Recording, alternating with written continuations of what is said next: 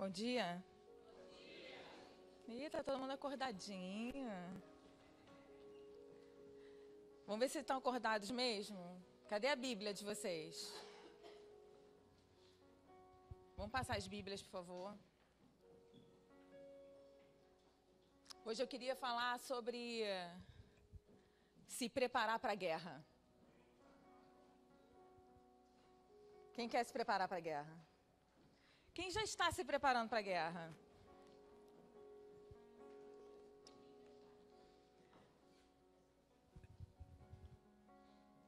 Assim como acontece na natureza, quando vai chover, como é que a gente sabe que vai chover? A pessoa me mostrou um guarda-chuva. Quando a gente sabe que vai chover, o que a gente vê? Quais são os sinais? A gente vê o céu cinza. Aí você às vezes escolhe a roupa errada e Deus faz isso, olha. Né? A gente saiu hoje de manhã, o tempo estava fechado, né? Mas o que eu quero dizer com isso é que Deus sempre prepara a gente antes de uma grande batalha. Ele dá sinais dessa grande batalha. E se a gente estiver atento, nós vamos conseguir enxergar e a gente vai conseguir se preparar. Então, eu queria falar agora com vocês sobre esse momento anterior. Vamos abrir a Bíblia em 1 de Reis 18.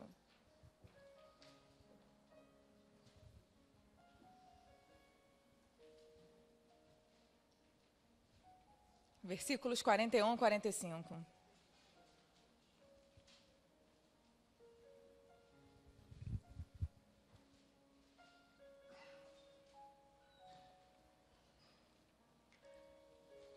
Nessa época, havia uma seca muito grande sobre a terra.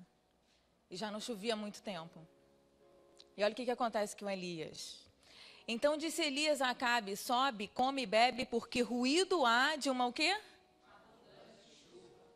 E Acabe subiu a comer e a beber, mas Elias subiu ao cume do Carmelo e se inclinou por terra e meteu o seu rosto entre os seus joelhos e disse ao seu moço: sobe agora e olha para a banda do mar. E subiu e olhou e disse: não há nada. Então disse ele: torna lá 7 vezes. E sucedeu que a 7ª vez disse: eis aqui uma pequena, como a mão de um homem subindo do mar. Então disse ele: sobe e diz a Acabe: aparelha o teu carro e desce, para que a chuva te não apanhe. E sucedeu que, entretanto, os céus se enegreceram com nuvens e vento, e veio uma grande chuva. Ou seja, Deus estava avisando que iria vir uma grande chuva. Coisas acontecem na nossa vida espiritual que mostram que vai vir uma grande chuva sobre a nossa vida, que vai vir uma tribulação, porque Deus tem interesse que a gente se prepare para a guerra. Ele não quer que a gente se pegue desprevenido. Então, por exemplo, na hora do almoço, o que acontece com o seu organismo? Lógico que tem gente que tem fome o tempo todo. Mas para as pessoas normais, como é que funciona? Vai chegando perto do horário do almoço. Às vezes você está lá trabalhando, fazendo várias coisas, nem se toca que é o horário do almoço, não é isso? Aí você começa a sentir aquele leve desconforto aqui, né? O meu leve desconforto começou hoje, mais cedo. Então, você começa a sentir aquele leve desconforto e de repente você olha o relógio e fala: ih, está perto do horário do almoço. Se isso acontece com você o tempo todo, você tem algum tipo de disfunção e você deveria procurar um médico, porque não é para ser assim. Entende? Você não pode ter essa disfunção o tempo todo. O tempo todo eu olho o relógio: ah, não, são 9 horas da manhã. Ah, não, são 10 horas da manhã, entendeu? Brincadeira. Mas a verdade é isso, a gente sente algo. Só que muitas vezes Deus está mandando sinal, e porque era uma mãozinha de nuvem, uma coisinha bem pequenininha, isso passa despercebido por você. Então, vamos lá. Vamos abrir em Efésios 6, 10 e 11.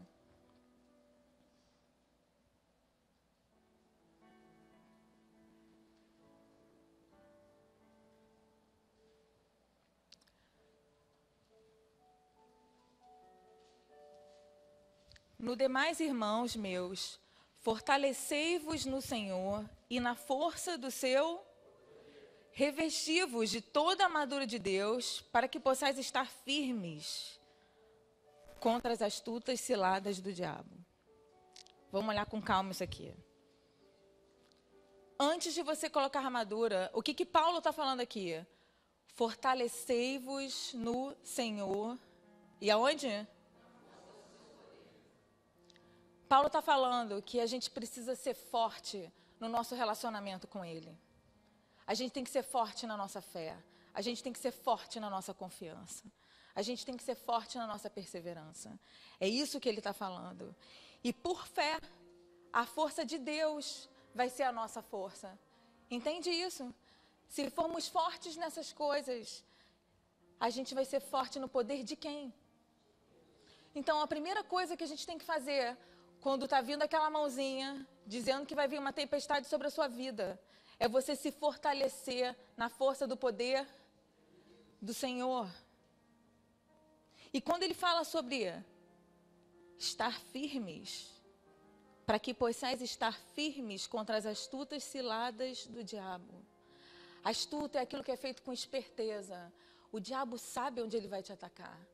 E quando ele fala sobre estar firme, é por quê? Porque às vezes a gente dá uma cambaleada. Não dá uma cambaleada?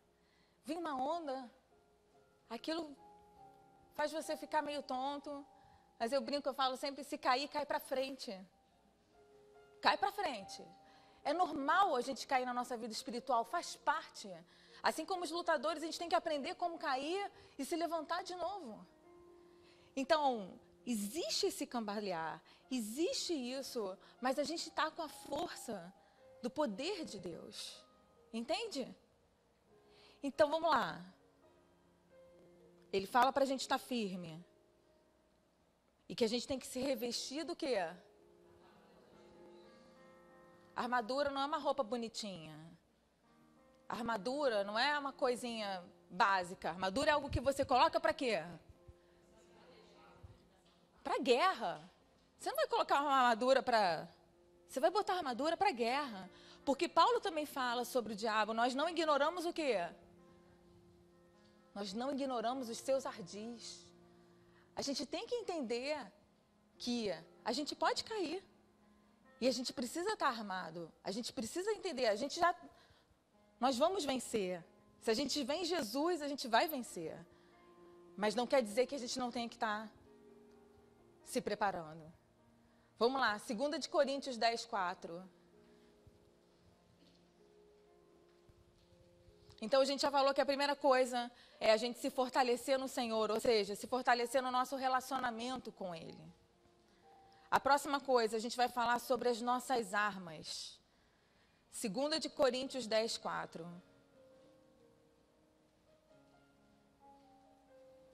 Porque as armas da nossa milícia não são, mas sim o quê? Para destruição das fortalezas. As nossas armas são o quê? Elas são poderosas. O que é uma coisa poderosa? Poderoso é algo que tem poder em si. Mas esse poder é de Deus. Então vamos lá.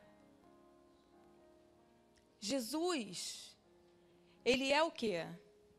A cabeça da igreja, ok? E a igreja é o quê? O corpo, tá? Eu vou perguntar de novo, vocês fingem que sabem, eu vou fingir que acreditei, tá? Jesus é o quê? E a igreja? Ok.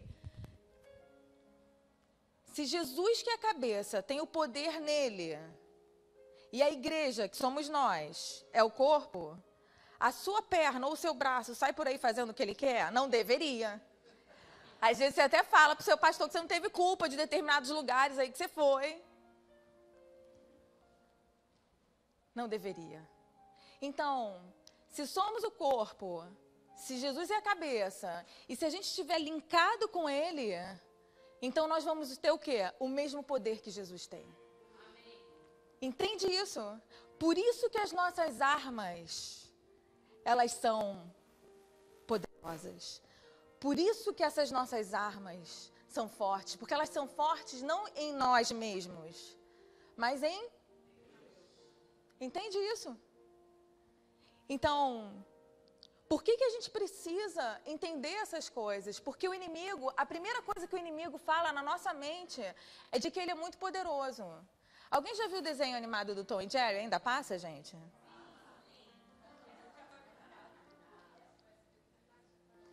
Aí você começa a falar a sua idade, é uma coisa horrorosa, né? Ainda passa, nunca mais vou falar isso. Como é que aparecia no desenho do Tom e Jerry? Era quem? Um anjinho de um lado, não é isso? Desde criança é incutido uma coisa errada dentro de você. Porque você começa a achar que Deus e o diabo têm o mesmo tamanho. E que existe uma grande guerra, que um está no mesmo tamanho do outro e não sei o quê. Mas não é isso. Deus é muito maior. O diabo já está derrotado. A única coisa que você precisa fazer é decidir obedecer e seguir na direção que o Senhor já te mostrou. E a gente precisa ter esse conceito, porque na hora H, na hora que a gente está vivendo uma batalha espiritual, essa é a primeira coisa que a gente esquece. A gente estava estudando hoje de manhã, na nossa aula bíblica, sobre Elias.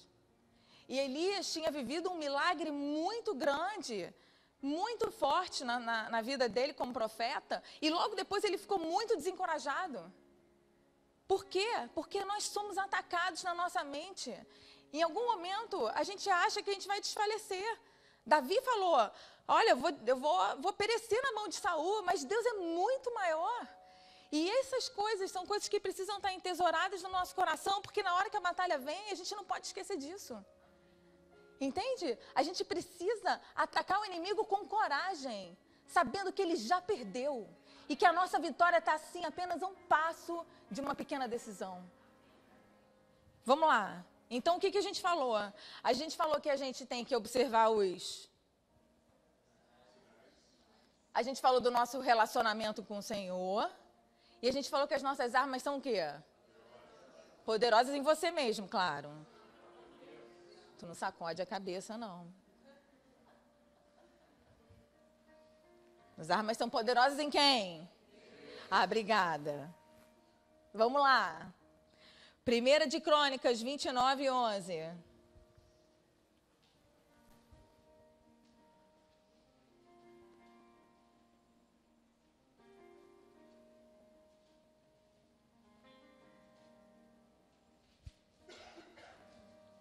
Esse versículo é lindo. É um daqueles que você deveria colocar no post-it.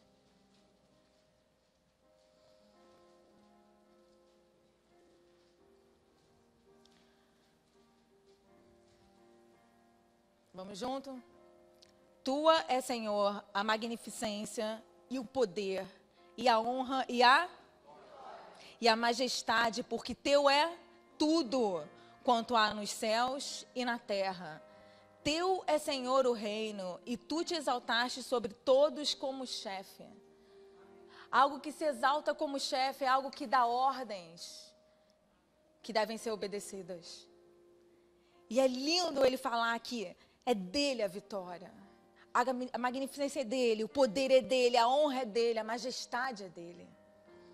Então, quando a gente está passando por algumas tribulações e alguns sofrimentos, a gente tem uma tendência a olhar o lado negativo. E a gente só começa, eu estou sendo atacado pelo inimigo. O inimigo está querendo me derrotar. Só que sem perceber, quando a gente declara essas coisas, a gente começa a dar um poder muito grande para o inimigo. E a não entender que, na realidade, Deus está no controle das nossas vidas o tempo todo. E que Ele usa essas tribulações, Ele usa esse sofrimento para fazer com que a gente aprenda algo que a gente precisa aprender. Só que muitas vezes a gente começa a entrar de novo no desenho do Tom e Jerry e achar que é o mesmo tamanho e não é. Então teve uma situação que aconteceu com o diabo, que ele estava muito desencorajado. Ele estava deprimido, já viu o diabo deprimido? Ele estava super deprimido. E aí os servos dele começaram a falar, mas por que você está assim? Não, estou muito desencorajado. Estou muito desencorajado. Ele só não falou, estou precisando de oração, porque ele não vai fazer isso, né? Mas ele falou, estou muito desencorajado, porque está todo mundo falando que sou eu que faço todas as coisas. Fui eu que fiz aquilo ou aquilo outro, mas nem fui eu. Então, muitas vezes, a gente fala que é o inimigo, mas você sabe quem é o verdadeiro inimigo das nossas vidas? Eita, não ouvi nada. é a nossa carne, é a nossa vontade própria, é o nosso ego, é o nosso orgulho. Esses são os verdadeiros inimigos. Esses são os verdadeiros inimigos. Então, se você já sabe disso, o que você precisa fazer? Aonde você vai ser atacado se você já sabe disso? Você vai ser atacado justamente nessas fraquezas. E por isso que você precisa se preparar. Então, se você tem um problema com gula, o que vai acontecer com você?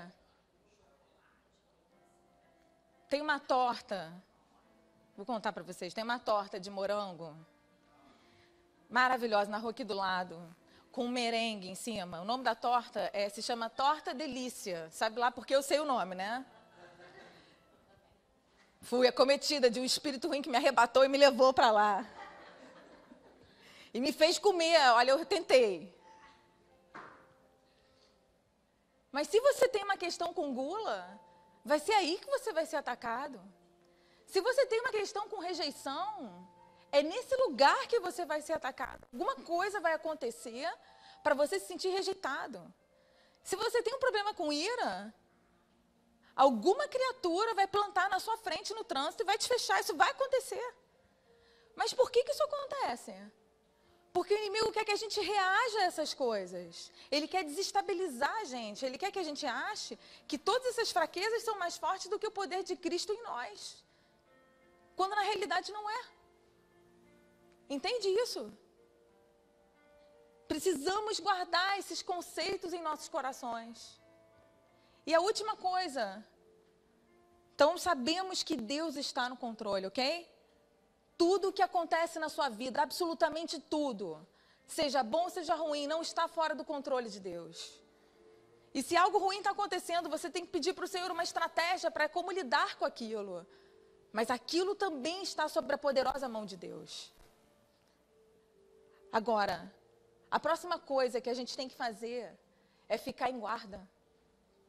Você precisa ficar em guarda. O que é ficar em guarda? Acho lindo ouvir isso de ficar em guarda. Sempre falam para eu ficar em guarda, mas eu não entendo. O que é ficar em guarda? Estar em guarda é estar atento. Não tem lá no palácio na Inglaterra, não é? Não fica um guarda que está em guarda, deveria, né? Mas ele está ali o quê? Olhando o tempo todo, ele está em sentinela, ele está observando o que está acontecendo. E foi algo muito interessante, porque eu estava num restaurante, e aí eu comecei a conversar com uma criança de 9 anos, que acabou tomando totalmente a minha atenção, me fazendo várias perguntas, né? Tia, aquelas coisas sérias que acontecem só na vida de uma criança de 9 anos, né? Como é que eu faço para levar um amiguinho meu para a igreja? O que eu tenho que falar? E aí a gente foi conversando sobre isso e fazendo várias estratégias de testificação de como que ela poderia fazer, né? Então minha mãe vai e busca. Muito fofo. E aí, no momento da conversa, ela falou de um pseudo Bernardo, do mal, que toda vez que ela tentava falar do Senhor com ele, né, ou falar alguma coisa errada que ele tinha feito, ele ia e falava alguma coisa muito errada para ela. E aquilo deixava o coraçãozinho dela magoado, sabe? Aí ela chegou para mim e falou assim, mas tia, eu já entendi. Eu entendi que quando eu estiver falando com o Bernardo, eu vou lá naquela escola falar com o Bernardo também. Vamos ver se ele vai continuar a fazer isso, Bernardo. E aí ela falou assim, eu entendi que quando eu estiver falando com o Bernardo, tia, eu preciso fechar o meu coração. Fantástico, porque realmente ela entendeu um princípio espiritual. Precisamos fechar o nosso coração, precisamos proteger o nosso pensamento, precisamos nos proteger, porque o inimigo vai vir justamente naquele lugar para desestabilizar você, para tirar a tua foco, sabe? Para não permitir que você continue naquela direção, para te dissuadir. E ela aprendeu uma arma de guerra, guardar o coração. Vamos ler o versículo sobre guardar o coração. Provérbios 4, 23.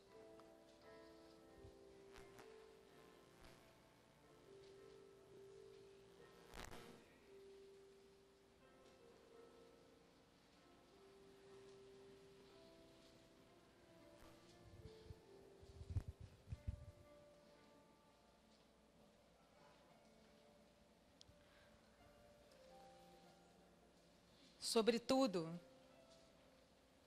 o que se deve guardar, guarda o teu coração, porque dele procedem as saídas. Ih, dormiu. Sobre tudo que deve guardar, guarda o teu coração, porque dele procedem as saídas da vida. Os escapes vêm do seu coração. O livramento vai vir de lá. E é justamente lá que a gente é atacado. Entende? E a gente precisa entender. E realmente entender que a obra das nossas vidas é do Senhor.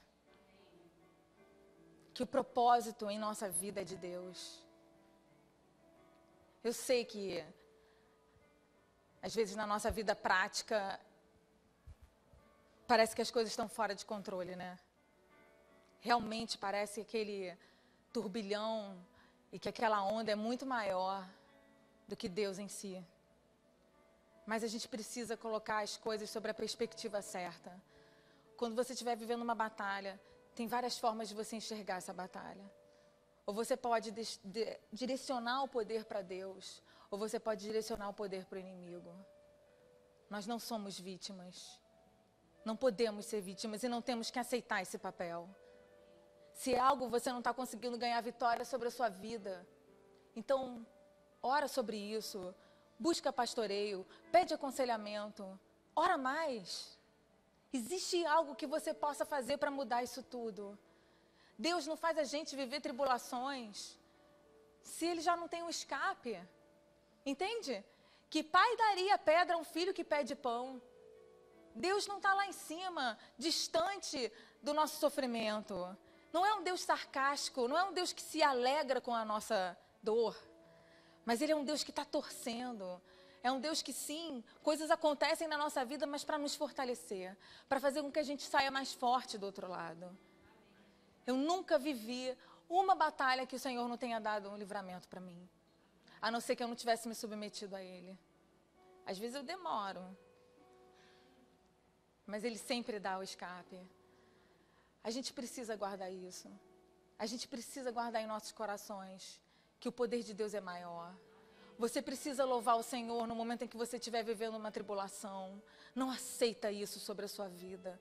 Ora pela sua casa. Ora pelo seu irmão que está caindo. Não aceita, não aceita. O diabo veio para matar, para roubar e destruir. Mas Jesus veio para dar vida e vida em abundância.